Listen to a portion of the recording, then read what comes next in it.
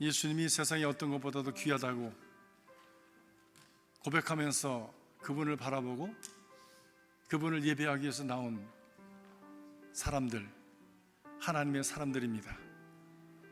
오늘 우리들의 신앙생활의 핵심 가치가 분명하게 구원의 주에 온전케 하시는 예수를 바라보는 그런 믿음으로 든든히 설 수 있기를 주님의 이름으로 축복합니다. 한국은 지금 산천이 가을로 가득합니다. 논밭은 추수를 끝내고 이제 겨울맞이를 하고 있습니다. 산천이 풍성함으로 가득합니다. 산은 푸르르고 논밭에는 오곡이 묵어져서 추수가 풍성하고, 옛날에는 노젓가리로 쌓여져 있어야 될 그 자리에 이제는 서구 문명이 정착을 해서 미국의 중부 지역에 큰 밭을 보는 것처럼 비닐로 둘둘 마른 그 목초들이 이곳저곳에 흩어져 있는 모습을 볼 수가 있습니다. 사람들도 기름져 보입니다. 참 잘 살게 되었구나, 부자가 되었구나, 참 한국이 참 복을 많이 받았구나 하는 생각을 하게 됩니다. 그런데 사람들의 입에서는 여전히 못 살겠다, 안 되겠다 라고 하는 부르짖음이 가득합니다. 마침 트럼프 대통령이 일본을 거쳐서 한국에 오셔가지고 그 와중에 제가 끼었어요. 광화문 넘어서 삼청동에 목사님을 만날 일이 있어서 가는데 딱 그때가 트럼프 대통령이 거기를 지나가는 때였어요. 그냥 지나가도록 그렇게 잘 해드리면 좋은데 쌍방에 데모가 났습니다. 그 사이에 길을 가던 저의 새우가 고래 싸움에 등이 터졌습니다. 한쪽에선 촛불을 들고 한쪽에선 태극기와 성정기를 들고 서로가 자기 입장에서 트럼프 대통령을 놓고 그렇게 데모를 벌이고 있었습니다. 주변에는 개미처럼 새카맣게 경찰들이 몰려와서 무슨 일이 일어날 것만 같은 그런 위기 속에서 길거리를 정리하고, 저희 차가 지나가는데 사람들이 양쪽에서 그냥 이렇게 스퀴즈를 해와가지고 자동차가 깨지는 줄 알았어요.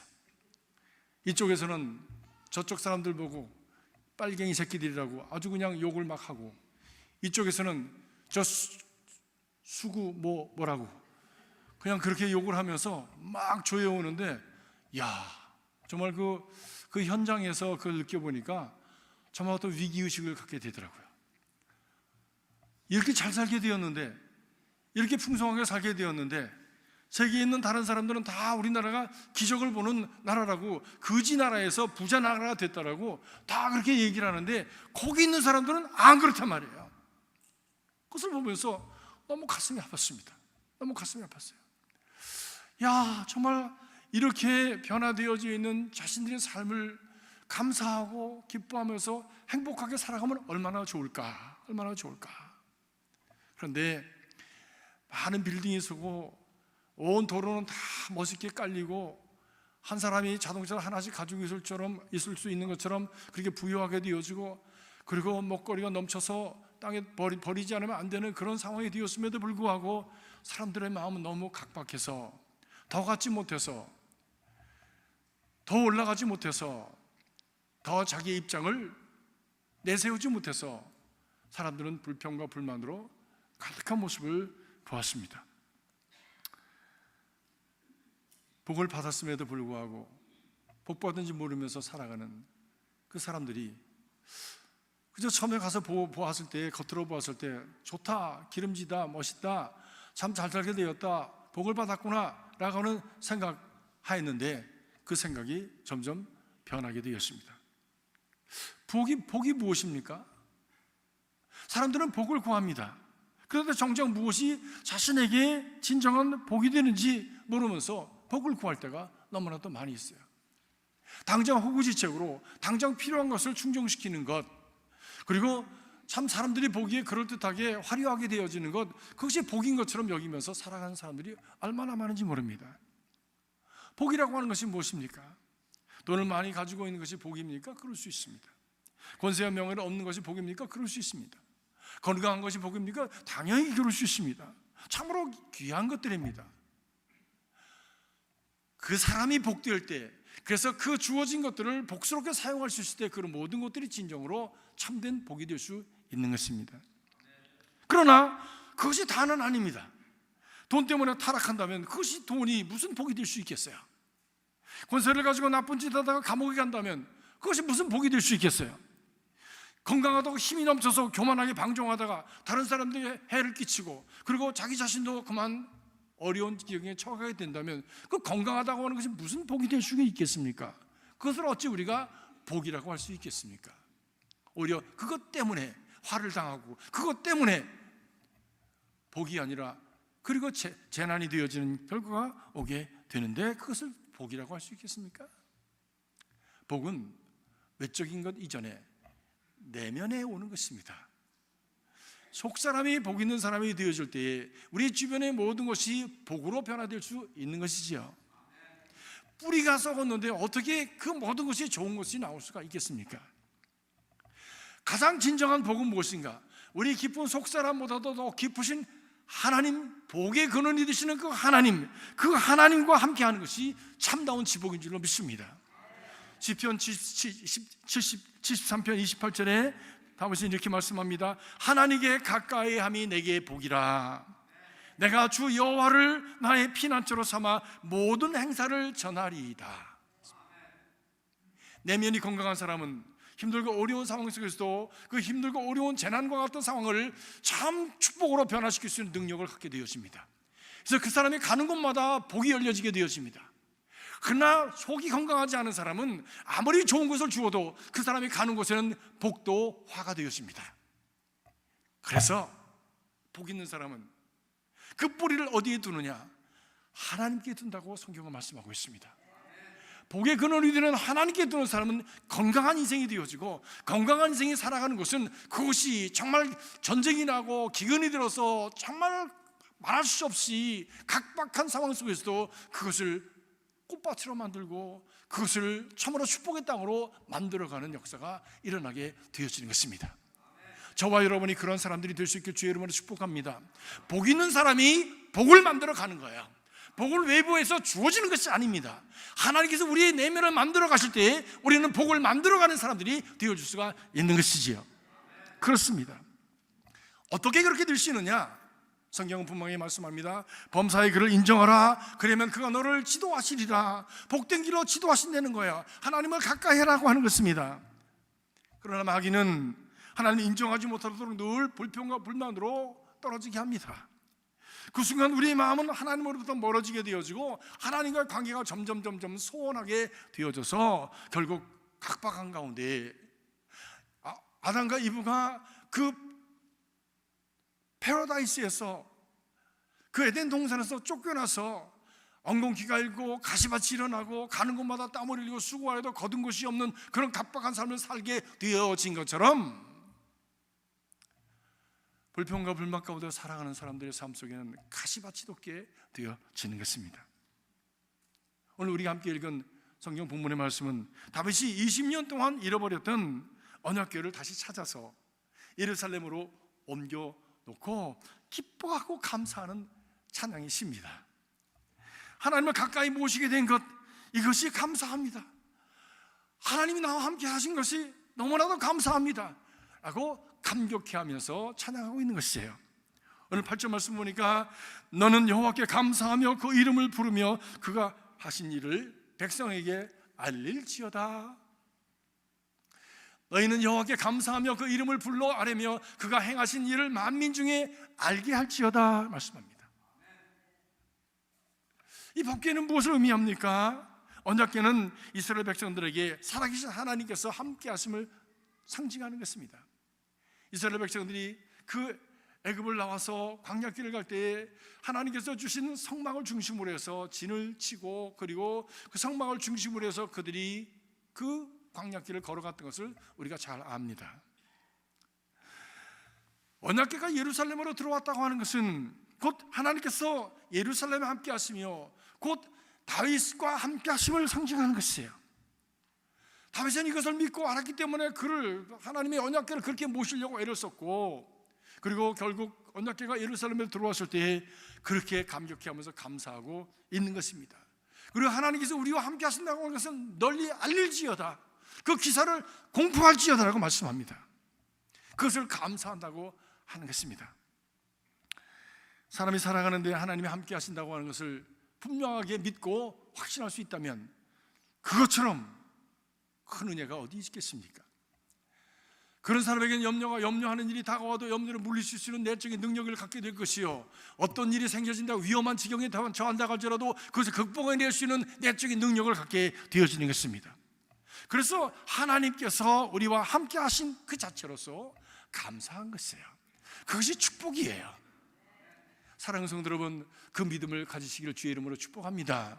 그런 체험을 가지고 그것을 고백할 수밖에 없는, 그래서 감사할 수밖에 없는 하나님의 사람들이 되시기를 주님의 이름으로 축복합니다. 그러면 본문은 오늘 우리에게 어떻게 하면 감사하면서 하나님을 가까이 하는 삶을 살아갈 수 있을까라고 하는 것을 분명하게 우리에게 가르쳐주고 있습니다. 첫 번째가 노래하라고 하는 것입니다. 노래, 찬양하라 말씀합니다. 이스라엘의 찬양 중에 거하시는 하나님, 우리 하나님 앞에, 하나님은 위대하십니다. 하나님 우리의 구원이십니다. 하나님 우리의 산성이십니다. 하나님 나의 전부가 되십니다. 하나님은 나보다 더 귀한 분이십니다 라고 하는 것을 찬양할 때에 하나님은 그 가운데 거하신다고 하는 것입니다. 하나님 칭찬해드리면 너무 좋아하세요. 여러분, 왜 우리가 칭찬받으면 기분 좋습니까? 기분 좋죠? 하나님의 형상을 닮아서 그렇게 지음을 받았기 때문입니다. 어린아이들도요, 뭔 말인지 몰라도 착하다고 하는 것과 밉다고 하는 말을 본능적으로 알아듣습니다. 그리고 착하다고 머리 쓰다듬으면 너무너무 좋아해. 입이 이만큼 벌어져. 아이고 이뻐라 그러면 입이 이만큼 벌어져. 이거 생기기는 꼭 그냥 미애기 주둥이처럼 생겨가지고, 지혜비 닮았어 그러면 벌써 입이 이렇게 찌그러져가지고 미애기 닮아가요. 미애기 닮아가. 본능적으로 알아. 왜? 하나님의 형상을 닮았기 때문에.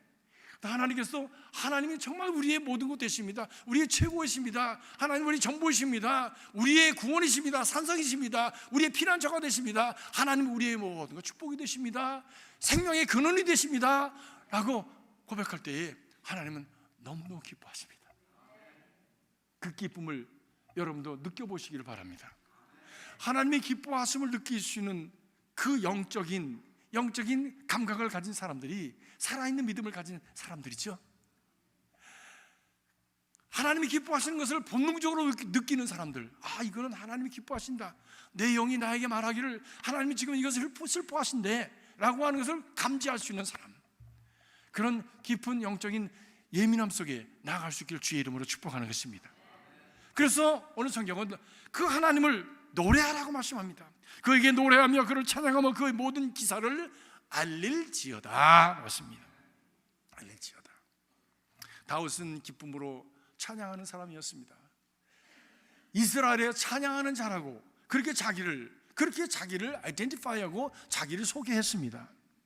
그 기쁨의 이유가 뭡니까? 그 찬양의 이유가 뭡니까? 그래서 하나님께서 함께 하셨기 때문이라고 하는 것입니다.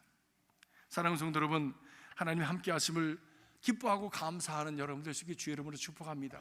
우리에게 때로는 병이 들 수도 있고, 때로는 실패할 수도 있고, 때로는 어려운 일을 당할 수도 있고, 때로는 자동차 사고가 날 수도 있어요. 그런 일이 있음에도 불구하고 그것을 넘어서 하나님께서 나와 함께 하시기 때문에 그 모든 것을 극복하고 이기고 세상을 이기며 살아갈 수 있는, 그래서 세상이 감히 극복할 수 없는, 감당할 수 없는 하나님의 사람으로, 능력 있는 사람으로, 영향력 있는 사람으로 살아갈 수 있도록 하신다고 하는 것을 믿고 살아가는 사람들, 세상을 이기고 살아갈 수 있게 될 줄로 믿습니다.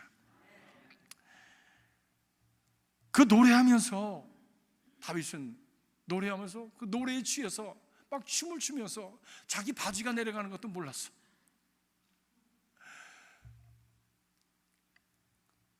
그 안에 미갈이 성막을 앞에다 두고 그 언약궤를 앞에 두고 그리고 춤을 추면서 들어오는 다윗을 보면서 채신머리 없이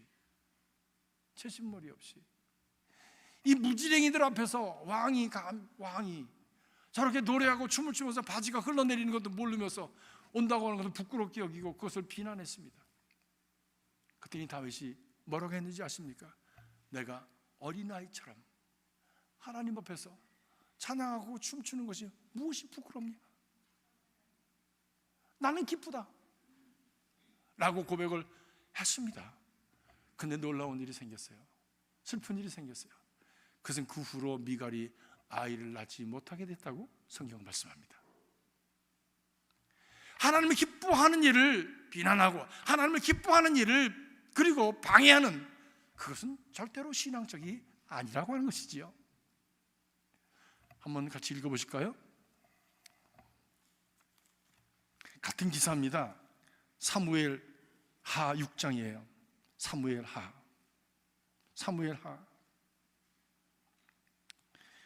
그렇게 미갈이 비난을 했습니다. 사무엘 하 6장 21절 한번 같이 읽으시겠습니다. 시작. 다윗이 미갈에게 이르되 이는 여호와 앞에서 한 것이니라. 그가 네 아버지와 그의 온 집을 버리시고 나를 택하사 나를 여호와의 백성 이스라엘의 주권자로 삼으셨으니 내가 여호와 앞에 뛰놀리라. 내가 이보다 더 낮아져서 스스로 천하게 보일지라도 내가 말한 바 계집종에게는 내가 높임을 받으리라 한지라. 그러므로 사울의 딸 미갈이 죽는 날까지 그에게 자식이 없으니라. 하나님을 향해서 불평하고 그리고 삶의 어떤 상황을 향해서 불평하는 것은 결코 우리에게 축복이 되지 못합니다. 하나님을 향해서 찬양하고 어린아이처럼 춤추고 그리고 하나님을 높여드리는 것은 그것은 우리에게 큰 축복이 되어지는 것입니다. 바로 그 안에 하나님의 영이 임하시고 성령께서 함께 하시는 그런 귀한 영적인 자리가 되어지는 것입니다. 그래서 에베소 교인들에게 사도 바울은 말씀했습니다. 술 취하지 말라. 이는 방탕한 것이니 오직 성령의 충만함을 받으라. 그리고 계속적으로 말씀하시기를 그리고 성령 안에서 시와 찬미와 신령한 노래들로 서로 화답하며 너희 마음으로 주께 노래하며 찬송하라 말씀합니다. 우리가 성령 안에 하나님의 은혜 가운데 있기 위해서 해야 될 가장 중요한 것 중에 하나는 하나님을 향해서 찬양하는 것입니다. 오늘 오후에도 2시에 이제 뭐가 있죠? 행복축제가 있는데 여러분 우리 다윗처럼 바지가 벗어져도 모를 정도로 그렇게 기쁨으로 찬양하실 수 있길 바랍니다. 별로 아멘이 아니신 것 같아요. 예, 그렇습니다. 깨져야, 하나님 앞에서 어린아이 같이 깨져야 돼. 하나님 앞에서 어린아이처럼 마음이 열려져야 돼. 그래야 하나님의 영이 그 안에 우리 가운데 오셔서 소통하는 것이에요. 팔짱 끼고 이렇게 앉아가지고 나는 절대로 찬양하지 않을 거야, 나는 절대로 박수 치지 않을 거야 라고 하는 사람에게 절대 하나님의 영이 자유롭게 역사하실 수가 없습니다. 왜? 자기로 가득 차 있는데, 아집으로 가득 차 있는데 하나님이 어떻게 그 안에 들어가서 역사하실 수가 있겠습니까? 저희 이모님이 우리 어머님은 이북에서 남쪽으로 내려오시면서 가난한 신학생하고 결혼했고, 그리고 우리 이모님은 부잣집에 맏며느리로 들어가셨어요. 근데 그 부잣집은 불교 집안이었습니다. 부잣집이었어요. 그래서 저는 그 집이 너무 어렸을 때 부러웠어요. 왜? 도남동에 큰 부잣집에 사셨으니까. 그 집에 가면 냉장고가 있고, 그 집에 가면 거기서 이렇게 정말 처음 먹어보는 코카콜라도 있고, 그래가지고 그 집에 그거 먹고 싶어서 얼마나 자주 갔는지 몰라. 근데 갈 때마다 참 이상한 일이 있었어요. 거기에 할머니가 계셨는데 할머니가 꼭 장독대에다가 이렇게 시루에다가 떡을 찢어가지고는 장독대에 올려놓고 이렇게 비셨습니다. 할머니가, 그 시어머니가 불교를 아주 잘 믿는 분이셨기 때문에 감히 며느리가 교회 나가려고 하는 마음을 엄두도 갖지 못했어요. 제 어머니가 그래도 목사의 사모니까 가서 교회 나가자 해도 언니 나는 안 돼. 시어머니 돌아가셔야 난 교회 나가. 돌아가셔야 되는 분들이 계세요. 그래야 좋은 일이 생기는 집안이 있다고. 그런 운명적인 상황에 있지 않도록 주님의 이름으로 여러분을 축복합니다. 그런데 극진히 다 하셨어요. 그 나중에는 그 시어머니가 그야말로 한국에서는 노망이라고 그랬고, 요즘은 아주 세련된 말로 알츠하이머라고 그러고, 또 치매라고도 하는데, 치매에 걸려서 수발을 다 대소변을 받아내야 되는 그런 지경에 가시다가 결국에는 돌아가셨습니다. 그리고 정말 교회를 나가셨어요. 교회를 나가기 시작하셨는데, 교회를 나가니까 어렸을 때 나갔던 교회 상황과 어른이 돼서 이제는 뭐 중년을 넘어서 교회를 나간 상황이 너무너무 달라진 거예요. 하니까 옛날에는 하나님 앞에 예배 드릴 때 거룩하게 예배를 드렸는데, 까만 양복 입고 여자들은 하얀 치마 입고 좀 치마 저고리 입고 그리고 예배를 드린 어린 시절을 보냈는데, 이제 어린이집에 가보니까 그냥 뭐 교인들이 컬러풀하게 옷을 입고 왔고, 또 예배를 드리는데 그냥 드리는 게 아니라 박수를 막 치더라는 거예요. 그래서 못 쳤습니다. 근데 제 이모님이 건강에 관심이 굉장히 많으세요. 나이가 70이 되셨는데도 매일 그 스파에 가셔서 수영을 20번씩 하고 오세요. 20번씩. 그래서 이렇게 팔뚝을 만져보면 팔뚝이 탱탱해. 저는 흐느적거리는데 그분 탱탱했어. 건강에 무지하게 관심이 많은 분이셨어요. 근데 이 박수를 치지 못하고 그렇게 참 어색한 그런 예배를 드리고 오시고 나셨는데, 어느 날 오셔가지고는 나 이제부터 박수 친다고. 왜 그러냐 그랬더니, 그날 목사님이 박수 치지 않는 분들이 여러분 계신 게 눈에 띄었나 봐. 거기에 대한 얘기를 하셨대요. 여러분, 교회에 오셔서 박수를 열심히 치십시오. 왜냐면 박수 치면 건강해집니다. 건강해집니다라는 말에 탁 꽂혔어. 건강해지면 탁 꽂혔어. 왜냐면 이 손바닥에는 모두 우리 몸에 경혈이 다 와 있습니다. 이것을 자극을 자꾸 하면은, 그러면 여러분 저절로 건강해집니다. 제가 한 말이 아니에요. 한의사 선생님들이 하신 얘기고, 그 말을 받아서 목사님이 교회에서 얘기하신 거야. 그 다음서부터 교회에 와서 보니 집안에서도 박수를 얼마나 잘 치는지 짝짝짝짝 치는 거야. 가능한 한 손바닥의 면적이 많이 넓게 맞춰져야 그래 건강해진다고 그래가지고, 얼마나 시끄러웠는지 집에서도 계속 치시니까. 그들이 정말 건강하세요. 지금도 뉴욕에서 아주 건강하게 살아가십니다. 여러분, 교회에서는요, 우리가 신앙생활하면서 교회에서 박수치고 찬양하십시다, 소리를 높여 찬양하십시다, 춤추면서 찬양하십시다 하지 않습니까? 이거 다 성경에 있는 거예요. 북치고 속어치고 하나님을 찬양하라, 다 성경에 있는 거예요. 근데 마치 성경에 없는 것처럼 그냥 이러고 앉아가지고 이런 분들 계시잖아요. 자기 자아로 가득한 사람, 아집으로 가득한 사람, 하나님의 성령께서 역사하시기가 어렵습니다. 마음을 여십시오. 박수치고 찬양하고 그리고 춤추고 노래하는 분들을 비난하지 마십시오. 하나님의 성령이 역사하신가, 그리고 이것이 이미 3,000년 4,000년 전부터 이 신앙의 전통 속에서 있어졌던 일이에요. 아멘입니까? 아멘. 내가 한부터 하면 할 수 없지. 그렇지만 하나님께서 그 마음을 여시고, 하나님께서 참 열심으로 이 다윗처럼 춤추고 찬양하고 속어치고 기타 치면서 비파를 치면서 찬양해서 하나님께 가장 귀한 것을 올려드릴 수 있는 그런 믿음이 되시길 주의 이름으로 축복합니다. 우리가 찬양하고 하나님 앞에 나갈 때에 하나님의 성령께서 우리 가운데 더 능력으로 역사하시는 것입니다. 하나님께서 우리에게 더욱더 가까이 오시는 것이에요. 두 번째로 보니까 구하라고 말씀합니다. 무엇을 구하냐? 무엇을 구하냐? 오늘 10절 말씀 보니까 무릇 여호와를 구하는 자는 마음이 즐거울지로다. 11절에 보니까 여호와의 능력을 구할지어다. 그의 얼굴을 항상 구할지어다.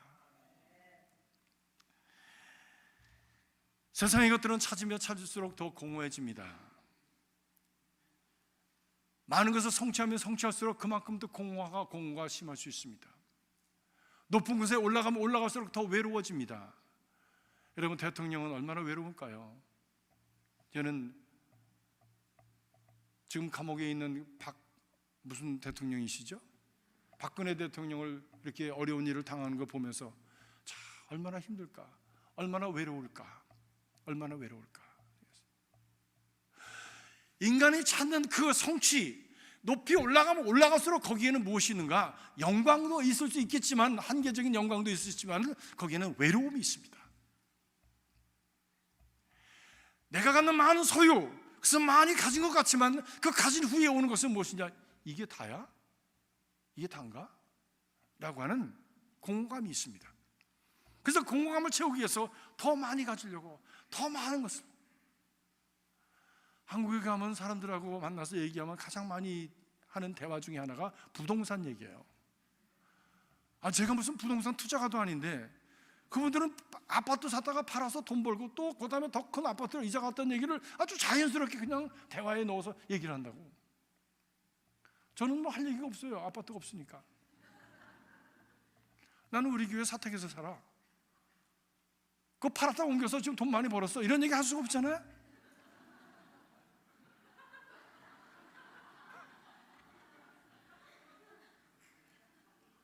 분들은 그걸 자연스럽게 뭐 20몇 평에서 무슨 했고 뭐 했는데, 없는 사람들도 무슨 요즘은 7.5평인가 뭔가 가지고 뭐 이렇게 그런 것까지도 투자해서 지금 세를 놨다 그래서 돈 벌었다 이런 얘기를 아주 그냥 자연스럽게 그냥 하셔요. 자연스럽게 하셔요. 그래서 만족한가? 자세히 들이다 보면 불안함이 있어. 만족이 없어요.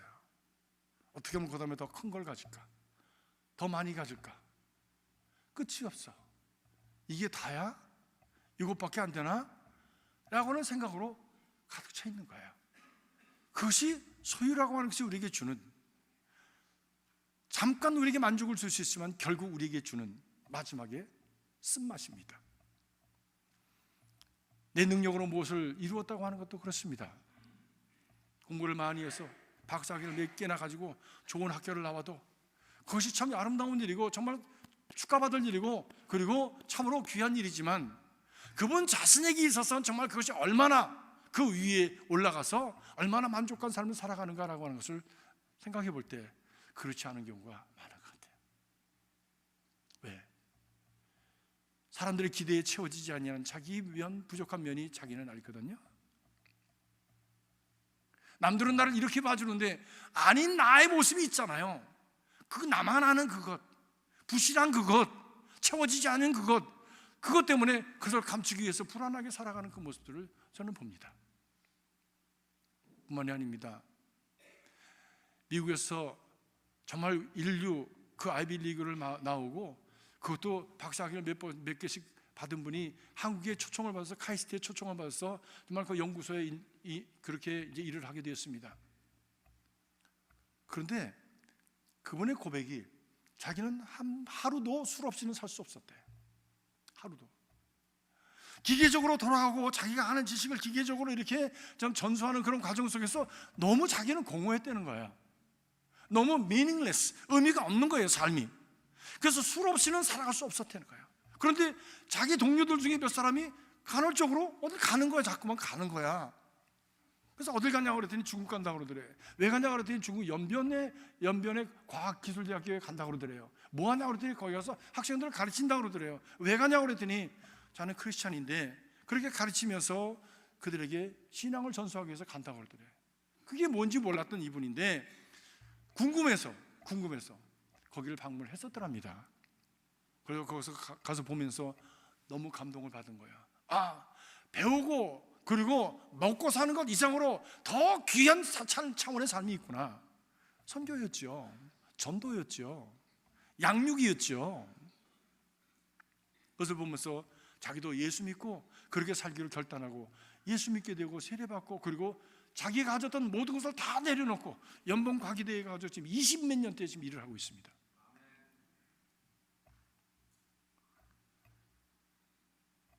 우리의 삶에 먹고 사는 것 이상으로 내가 내 능력으로 성취한 것 이상으로 더 능력 있게 영향력 있게 살아가는 삶의 차원이 있다라고 하는 것이죠. 그것이 신앙의 결국입니다. 안심, 인명. 신앙생활에 내 마음의 평안을 가지고 그리고 내가 정말 편안하게 살아가는 것, 그것만을 구하고 살아간다면 그것은 신앙생활의 절반만 한 것이지요. 또 다른 반대면은 자기 삶에 가장 가치를 줄 수 있고 의미를 주는 인명, 하늘이 준 사명을 찾는 겁니다. 이건 제 얘기가 아닙니다. 옛 어른들의 말씀입니다. 그 사명을 찾아서 살아갈 때에 하나님을 기쁘시게 할 뿐만이 아니라 자기 인생의 가장 아름다운 삶으로 승화되어지는 역사가 일어나게 되어지는 것입니다. 그래서 성경은 오늘 말씀하는 거예요. 내 능력이 아니라 하나님의 능력을 구하라.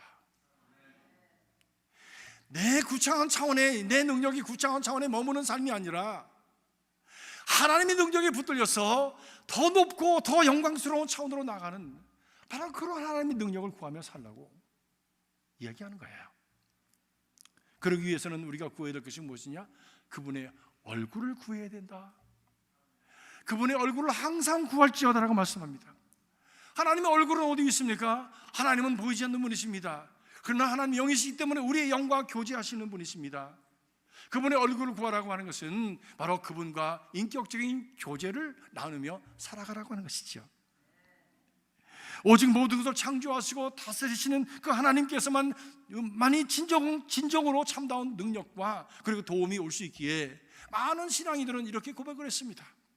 나의 도움이 어디서 올꼬? 나의 도움이 천지를 지으신 여호와에게서로다. 우리가 인생을 살아가면서 아무 일이 없을 때는 모든 것이 내 힘으로 된 것 같아요. 그런데 인생의 한계를 만날 때가 있지 않습니까? 내 힘으로 아무리 애를 써도 도저히 할 수 없는 때가 오지 않습니까? 병으로 말미암아, 사업의 실패로 말미암아, 자기의 능력으로 도저히 이제는 어떻게 할 수 없는, 그때 하나님의 간섭하심이 있어야만 하는 것이지요. 내가 산을 향하여 눈을 들리라. 나의 도움이 어디서 올꼬? 나의 도움이 천지를 지으신 여호와에게서로다.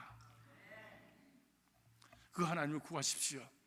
그 구하는 것이 무엇입니까? 그 구하는 것이 기도입니다. 그 구하는 것이 무엇입니까? 그 구하는 것이 예배입니다. 하나님 앞에 예배로 나가고 기도로 나갈 때 하나님께서 우리 어린아이가 울 때에 젖을 주는 것처럼 하나님께서 우리가 구할 때에 우리 가운데 오셔서 가장 좋은 것으로, 세상의 아비가 악한지라도 자녀에게 좋은 것을 줄 줄 알거든 하늘에 계신 아버지께서 너에게 가장 좋은 것 성령을 선물로 주시지 아니하겠느냐. 그 얼굴을 항상 구할지어다. 내일서부터 다니엘 기도회가 있습니다. 여러분들 힘들어도 그것보다 더 중요한 것은 하나님 앞에 구하는 것이에요. 하나님 앞에 나가는 것이에요. 하나님의 얼굴을 구하는 것이에요. 그때에 우리의 삶이 내가 하는 것보다도 더 크게, 더 아름답게 아름다운 열매를 맺고 역사를 이루는 그런 결과가 오게 될 줄로 믿습니다. 하나님을 가까이 하라. 그래야만 그가 너희를 가까이 하시리라.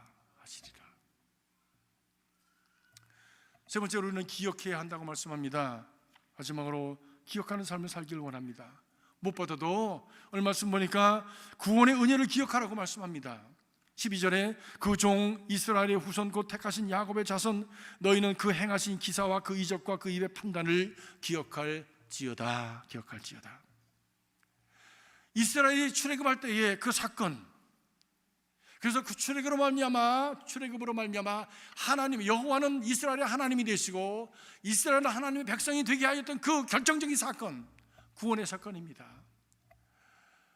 사랑하는 성도 여러분, 하나님이 여호와가 여러분의 하나님이 되시기를 주의 이름으로 축복합니다. 그것은 어떤 사건으로 말미암은 것이냐? 구원의 사건으로 말미암은 것이라고 말씀합니다. 여러분 구원 받으셨습니까? 내가 하나님의 자녀임을 믿습니까? 그것이 어떤 계기로 말미암아 믿어졌습니까? 그것을 내 마음의 심정으로 확증해 주시는 분이 성령이라고 하셨는데 성령의 확증함이 있습니까? 성경은 우리에게 그것을 말씀하고 있는 거예요. 그러면 너희가 하나님의 자녀다. 그러면 너희가 기도하는 것이 이루어진다. 그러면 너희가 하나님의 부르실 때 하나님께 내가 응답할 것이다 말씀하는 것입니다. 아무나 부르진다고 응답하는 것이 아니죠. 신기한 것은 아이들이 많이 있어서 울어 제껴도 부모는 자기 아이의 울음을 압니다.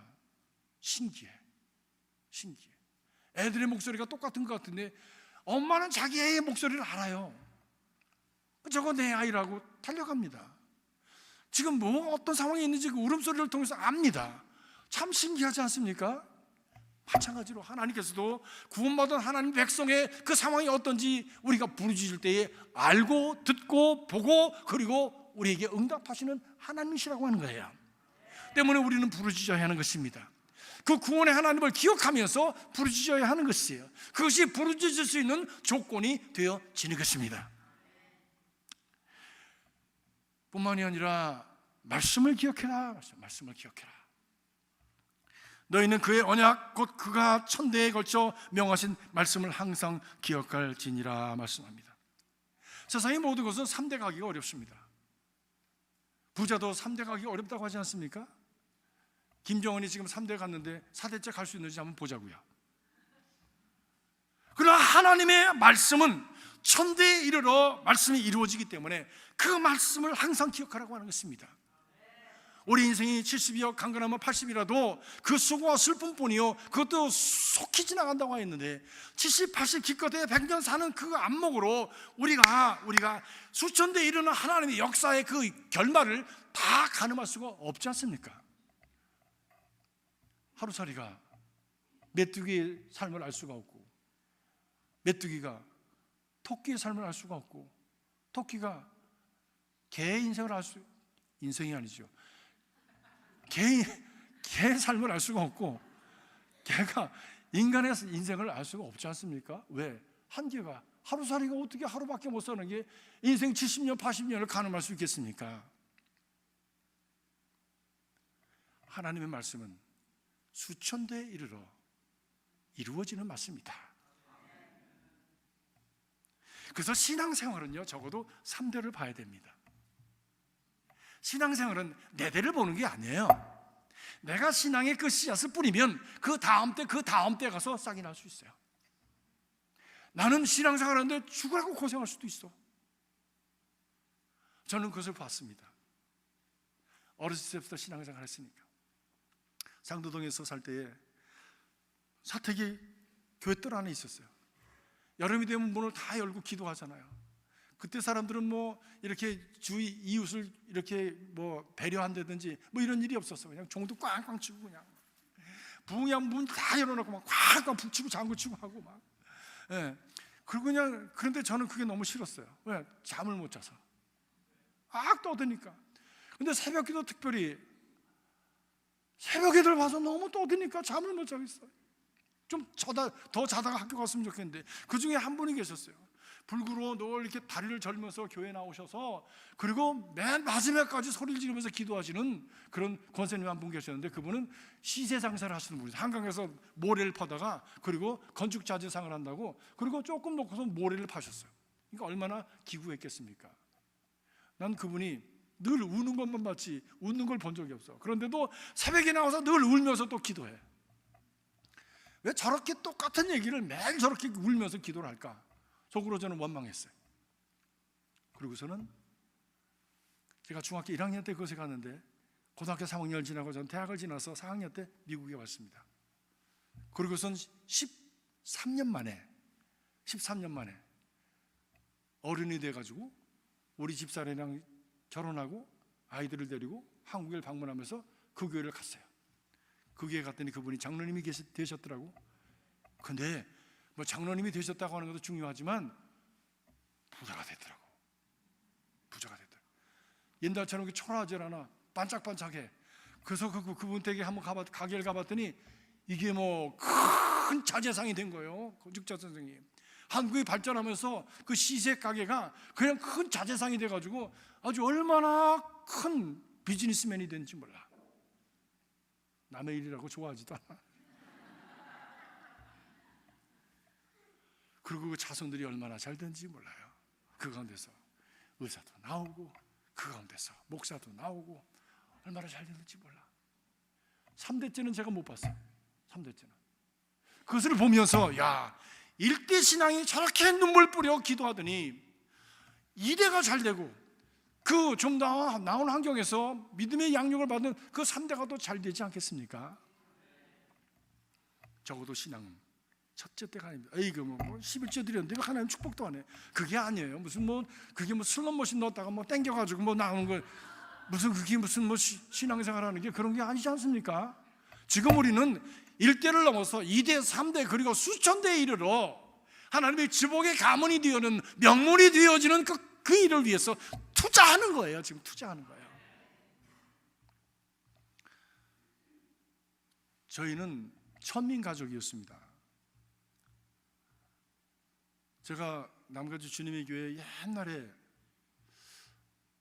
한 10년 전쯤에 집회를 와서 이 간증을 드렸던 기억이 나는데 줄여서 간단하게 제가 설계에 이렇게 매치가 되기 때문에 저희 할아버지는 백정하고 같이 일을 하는 분이셨습니다. 그러니까 백정 측에 속한 분이에요.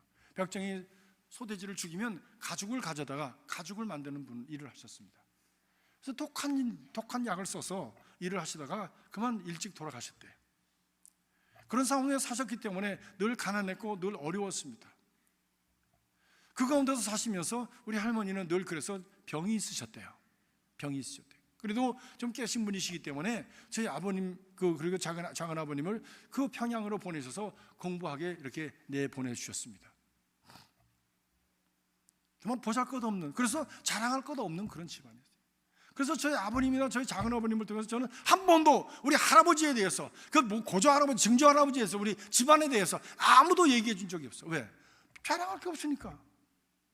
저도 자랑할 게 그러니까 없잖아요. 그래서 할 수 없이 김수로 왕을 제가 들이대면서 우리 김씨, 김수로 왕의 가문이라고. 여기도 김수로 왕의 후손들이 좀 계십니다. 그러다가 평양에 가서 공부하시다가 부흥에 가셔서 은혜 받으셨어. 예수 믿으시고, 그리고 바로 또 신학을 가셨어요. 그러니까 신학생활하는 경험도 없는데 예수 믿고, 그리고 바로 신학교 가서 목회를 하시게 됐으니까 얼마나 힘들었겠어요. 또 그런 힘든 분을 만나서 결혼한 우리 어머니는 또 얼마나 힘드셨겠어. 그런데요, 일세는 너무너무 고생이 심했어요. 저는 2대 때 목사입니다. 저희 어머니 때로부터는 우리 어머니 할머니가 믿으셨다니까 할머니, 어머니, 저희 어머니, 저 그리고 저희 자손들이 5대째입니다. 우리 어머니 때는 5대째고 저희 아버지 때로는 제가 2대째입니다. 여러분, 제가 불쌍해 보이십니까?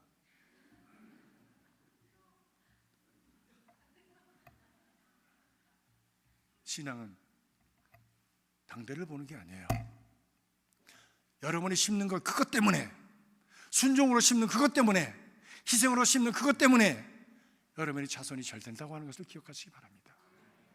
때문에 하나님의 교회에서 우리가 봉사하고 헌신하는 것은 헛된 것이 아니라 하나님께서 보시고 들으시고 아시고 그리고 그것을 갚아주실, 하나님께 구워드리는 일이에요. 이자가 붙어서 여러분의 자손들에게 풍성하게 부어줄 것을 믿습니다. 우리는 이 말씀을 기억해야 되는 것입니다. 그렇기 때문에 그 말씀을 기억하기에, 말씀을 붙들고 살아가기에 오늘 힘들고 어려운 일이 생겨도 그것을 극복해낼 수 있는 그런 능력이 우리에게 있게 되어지는 것이죠. 베드로 사도는 그래서 말합니다. 모든 육체는 풀과 같고 사람의 모든 영광은 풀의 꽃과 같으나 풀은 마르고 꽃은 시드나 주의 말씀은 영원토록 남느니라 말씀합니다. 그렇습니다. 하나님의 말씀을 붙들고, 그것을 붙들고 신뢰하고 감사하면서 오늘의 삶을 살아가는 사람, 환난과 역경 중에도 그것을 이겨낼 수 있는 능력을 받을 뿐만이 아니라 미래를 위한 하나님 축복을 씨앗을 심는 귀한 존재들이 되어지는 것입니다. 왜냐하면 하나님께서 기뻐하시기 때문입니다. 하나님의 찬양 가운데 거하시는 하나님, 감사함을 기뻐하시는 하나님, 그 감사를 감동하시는 하나님이시기 때문입니다.